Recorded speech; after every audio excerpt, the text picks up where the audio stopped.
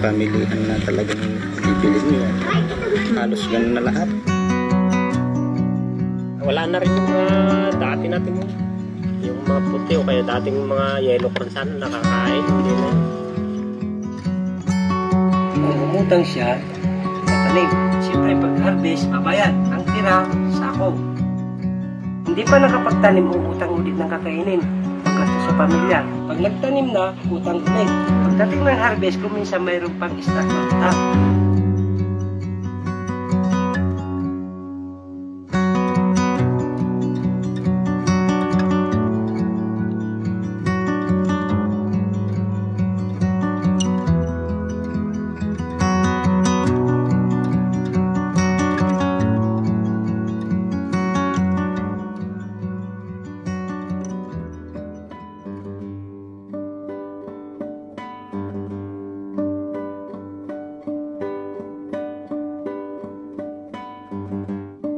Isa ang probinsya ng Isabela sa mga lugar kung saan unang sinubukan ang BT corn. Ang BT corn ay isang tipo ng mais na nilagyan ng lason mula sa isang mikrobyo upang puksain ang uod na sumisira sa mais. Ayon sa mga magsasaka sa bayan ng Etxague, taong 2000 nang ipatanim ng mga traders ang GM corn. Bukod sa BT corn, inilalako din ang Roundup Ready o RR corn. Ito ay produkto ng Monsanto, isang multinasyonal na kumpanya sa Estados Unidos. Kung papasok yan sa barangay, nag-aabiso yung mga technician ng Monsanto, pupuntahan kaya na rin itong araw. Tapos bibigyan sila ng araw ng mga tao, yung mga manananim. Isasanggunin nila sa mga traders, ganoon. Tapos yun naman, traders ang kukuha sa Monsanto, ipapautang naman sa mga tao. Ang RR corn ay ginagamitan ng pamatay damo na Roundup o glyphosate, isa ring produkto ng Monsanto na lubhang nakalalason. Mahigit 90% ng GM corn sa bansa ay stock trait o pinaghalo na ang katangian ng BT at RR sa iisang klase ng mais. Ang sinasabi lang naman nila is mas matipid siya, mas madali siyang hindi ganong pagod yung magsasaka.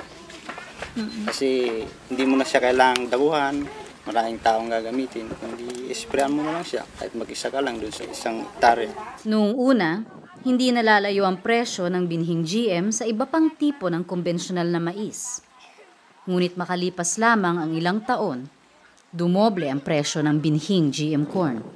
Naging rekisito ng mga traders ang binhi ng GM na mais para makautang. Napakataas nga yung presyo ng binhi tatanim mo. Pagka nagpon ka na, nag-dispose ka na, kahit maganda yung klase ng mais mo na ibibigay sa kanila, hawak naman ng traders yung presyo.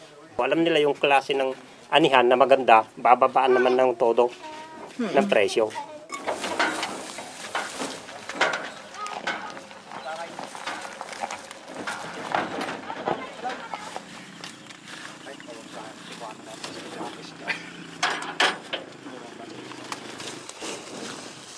Kasi ti Diyos apo, kat nailiwliwag ko, parang irurumen mo. Kami naman magsasaka, talagang todo ka na sasakaling ka ng traders. Dahil yun na ang kanila. Lahat ng traders nagpapautang, yun na. Hawak na nila yung presyo.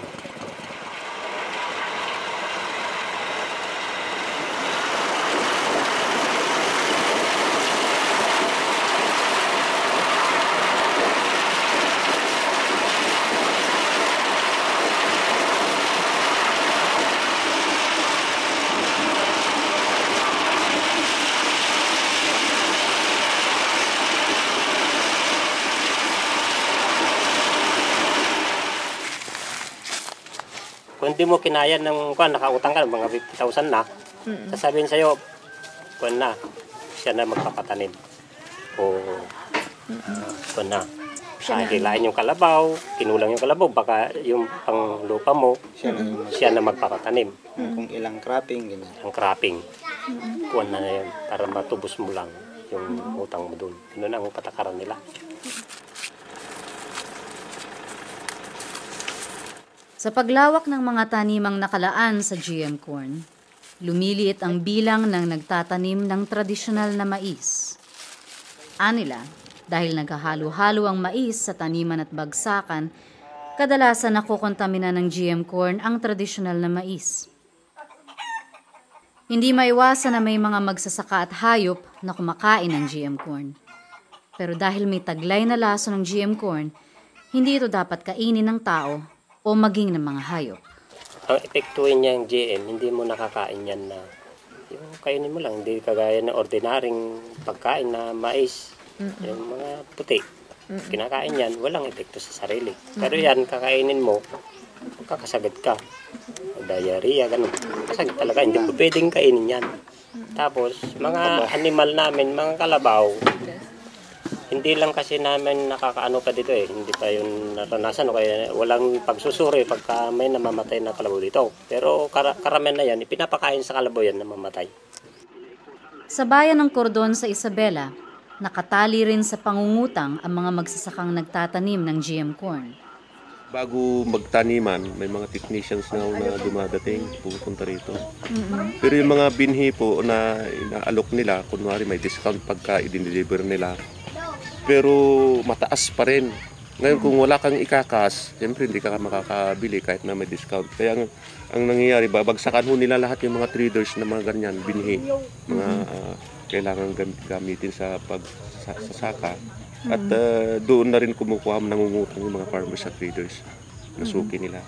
Doon sa pinautang na halimbawa po 1,300 ang isang bag na abono, pag ibinigay pinautang sa iyo yan, papatungan na nila ng mga 1,000 ganyan o kaya 500, then magpupursinto pa ho yung utang.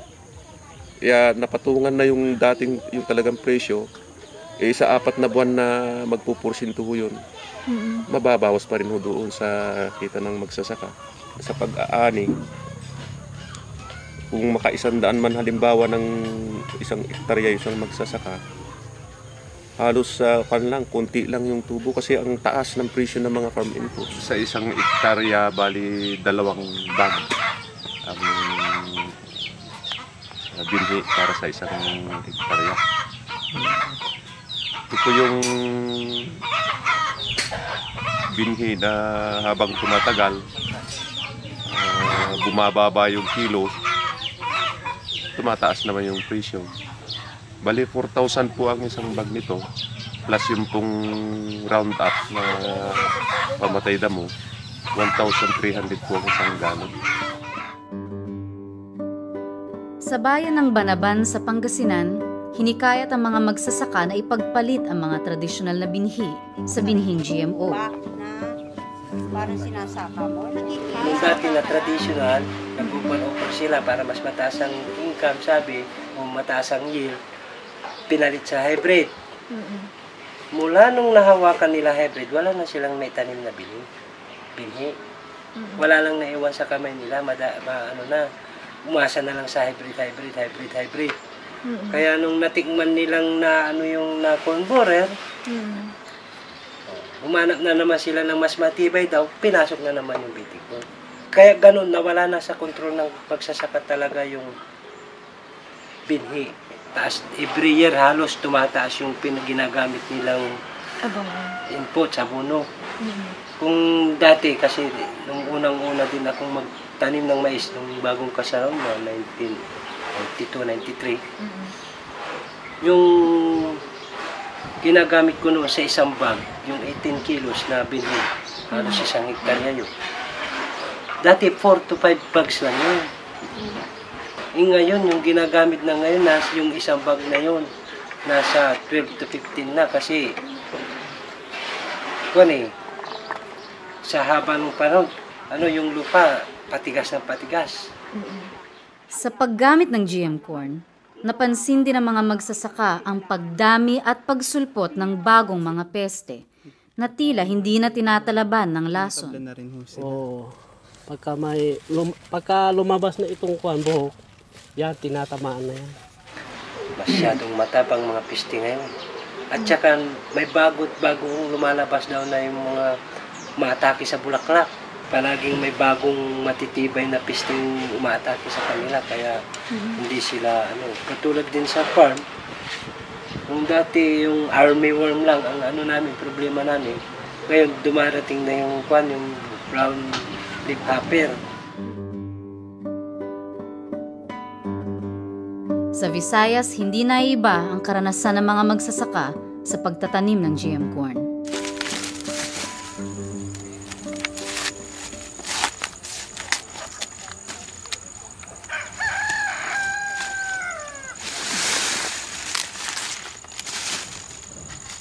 Sa bayan ng Dumaraw, probinsya ng Capiz, nahikayat ang mga magsasaka sa magagandang pangako ng Monsanto.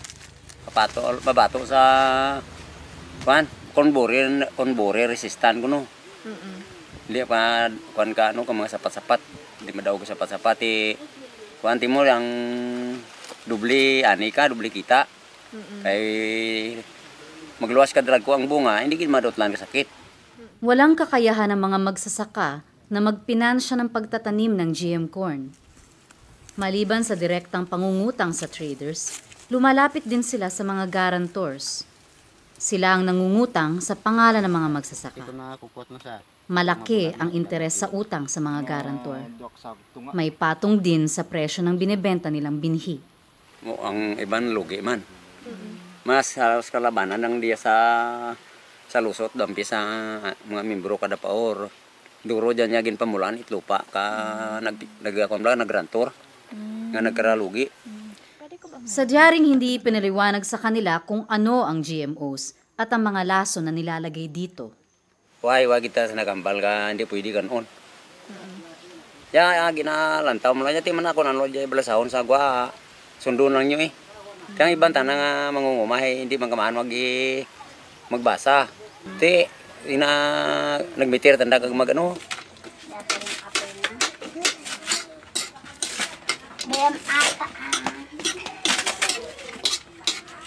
Kalaunan, naramdaman na lamang nila ang masasamang epekto ng GM corn sa kanilang kalusugan.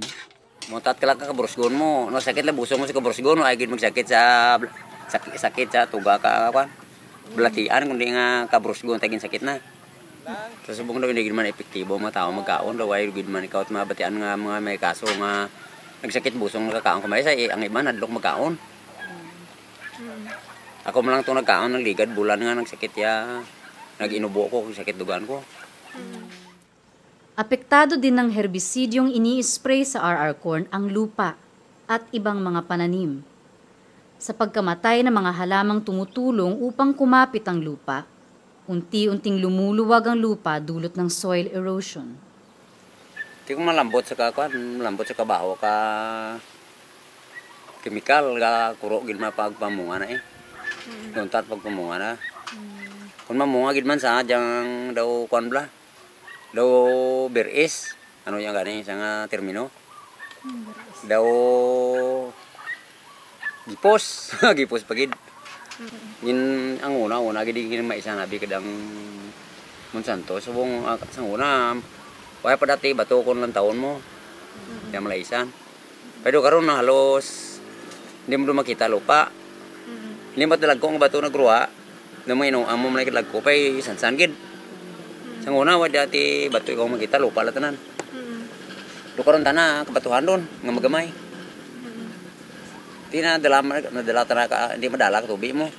Ya bato ya lupa lang dala na. Sa bayan ng Cortero, nahihirapan ang mga magsasaka na gustong bumalik sa pagtatanim ng tradisyonal na binhi. Di kay nagipestingan mo na muna nga kuan sa tawag nga ginkuan ka mga teknisyan nga maayo makunoy na nga mais kun saguron mo lang kay dako maani mo. Ano mo sorry wild mo lang mit bakla nga native wild makamit native nga kuan ay patuloy dum lang sige dum lang kami kay pioneer wild kamat bakla nga bini duman. Hindi pinaliwanag ng mga technician na GMO ang kanilang mais na itinatanim. Kaya hanggang ngayon, hybrid na mais pa rin ang tawag dito ng mga magsasaka.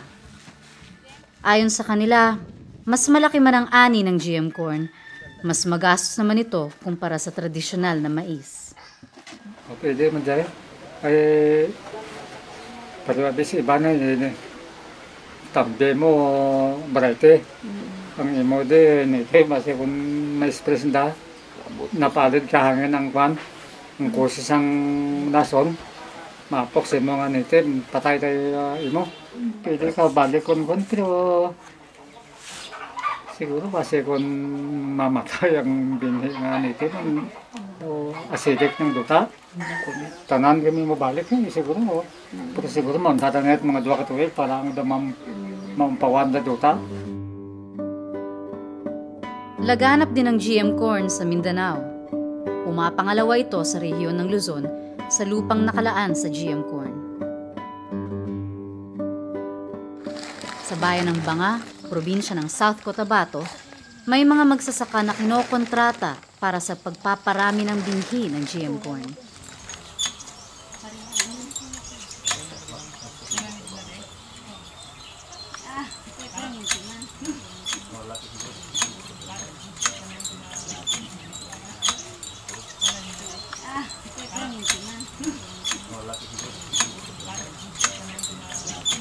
Walang garantiya ng kita kahit ang mga seed growers o mga magsasakang pumayag na gawing demo farm ang kanilang lupain.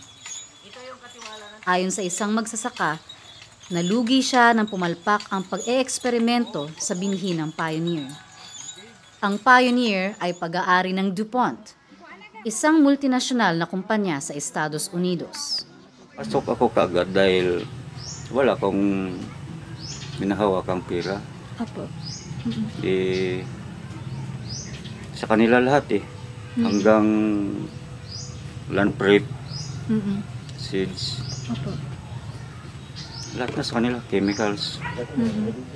Siyempre ikaw ba naman na farmer na walang ni piso wala, di doon ka na.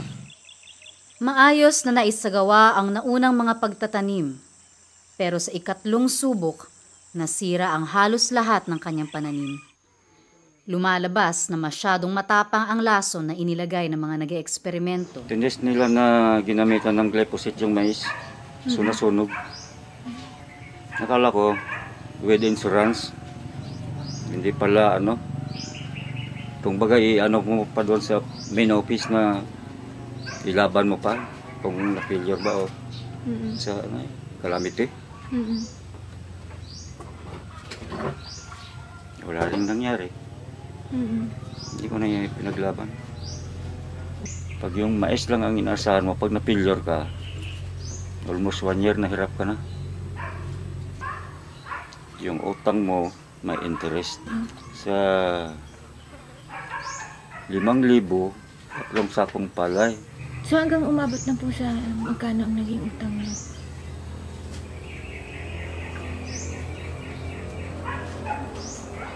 Diyan. Nakalista dyan. Gusto mong yung yellow pad, back to back. Dahil nalugi sa anihan at sa malaking gastos na dulot ng pagkakasakit ng kamag-anak, napilitan siyang iparkila ang kanyang lupa sa multinasyonal na kumpanyang Dole. Ngayon, halos wala na siyang sariling lupa. Sa bayan ng Malitbog sa Bukidnon, unti-unti nang tinatalikuran ng mga maliliit na magsasaka ang pagtatanim ng GM corn. Nagkaroon gani, dag-awat ng panahon na daghang mga gagmay mag-uman, sunod gid pagtanom, sila lang tagtunga sa bag. Pero naundang sila nagpabiling karon katurog yung mga dagkong kapital. Dili man daghan ang nagtanom sa ara, pero dagko ang ilang area tungod kay naman sila kapital. Niundang man itong mga gagmay mag-uma, kaya di man para kaon ng mais. Para naman baligya. Sa pagkalugi sa pagtatanim ng GM corn, lalong naramdaman ng mga magsasaka ang pagkawala ng tradisyonal na mais na pwede sanang iimbak para may kakainin. Dili man ginoo kayo daghan sa sila pagkarkansi sa ilang kapital kay ang nahitabo ka ng pagbaligya sa pag-harvest sa mais hirot og baligya then palit na sa kag pagkaon. Kaya di man to siya makaon. Dito na dayan ang resulta nga ang halin sa ilang mais dili kabot sa sunod cropping hurot na ang kwarta. Wanay kabalik pagtanom sa binhi. Hindi madali para sa maliliit na magsasaka na bumalik sa tradisyonal na mais. Apektado ang kanilang pananim ng GM corn na itinatanim sa paligid. Ako gani sa akong kaning saging karon nga grabe nagbugtok mo dito matabang nagtugay ko nga epekto gyapon sa chemical ito kay katong atbang bitaw na do kato kanang sagingan nga dasok ako man na katong ibabaw si gitanuman na diabetic corn saging na ko dadapita tagsargi kay maayuhan ang bunga iti mo gay mangga kung mamunga siya o mabuwag din ang mangga ikit mo dayon mga tagak ng mangga. Sa masipag ay natutunan ni Mang Max ang likaskaya at organikong pagsasaka bilang paraan upang iangat ang kanyang kabuhayan. Marami na rin siyang nahihikayat ng mga magsasaka sa organikong pagsasaka. Sa ako lang kabahin, gikan sa pagbiya ko sa organic, sugod ko sa organic 2,000. Sa ako lang kaugalingon gyud. 2,000 nagsugod ko sa organic. Ang ikuha na kong base nga ni-improve tungod kay ang kuan man kay hektare akong napalit nga yuta 7 o 7. Pero sa inorganic nga 15 katig wala ko napalit nga yuta. Pinatutunayan ng 10 taong karanasan ng mga magsasaka na walang maidudulot na mabuti ang GM corn sa kalusugan, kapaligiran at kabuhayan ng mga magsasaka. Sapat na sabihin na tanging ang malalaking kumpanya sa binhi, ang pamahalaan at mga lokal na mga ngalakal ang nakinabang sa GM corn. Sa harap ng mga balakid na hatid ng GMOs, naniniwala ang mga magsasaka sa kanilang kakayahang baguhin ang kasalukuyang sistema ng agrikultura. Ito ay sa pamamagitan ng sama-samang paggawa at pagtataguyod ng likaskaya, makakalikasan at makamagsasakang agrikultura. Napapanahon ng panawagan upang muling manindigan at maibalik sa kamay ng mga magsasaka ang kontrol sa binhi, kaalaman, lupa at teknolohiya.